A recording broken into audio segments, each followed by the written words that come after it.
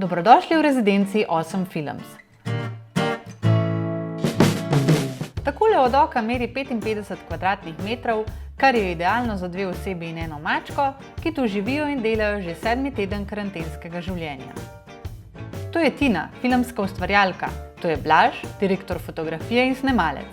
In to je Olja, najbolj mehka mačka na svetu. Življenje v karanteni jim kar gre.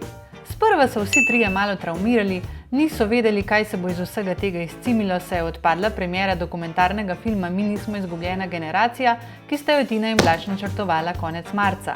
Odpadla so vsa snemanja in projekti so padli v vodo.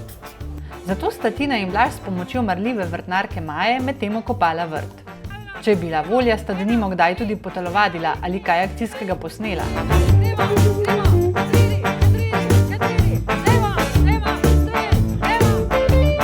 Pohvalita pa se lahko tudi z urejenimi slikami z preteklih dopustovanj.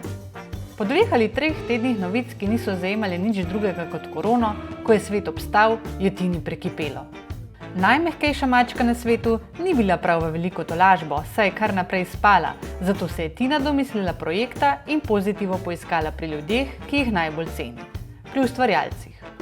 Domislila se je kratkih filmov, v katerih bo predstavila, kako slovenski ustvarjalci v času karantene še naprej ustvarjajo in se pri svojem delu ne dajo prav nič motiti.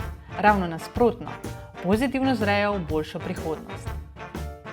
Domač prostor je tako spet postal pisarna.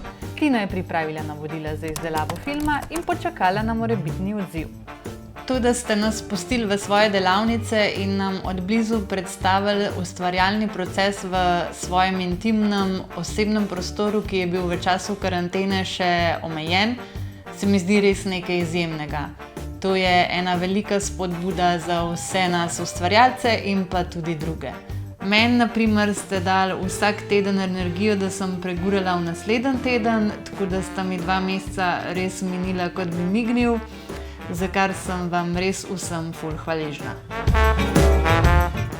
To sta torej Tina in Blaž. Na vrtu imata sveže posejano travo in vse bolj bogat vrt za nekaj malega samooskrbe. Oba si želita, da bomo po vsem tem vsi še bolj povezani, se spoštovali in se še naprej podpirali. In seveda, da bomo vsi tudi veliko delali in se svojim delom končno spet lahko tudi preživljali.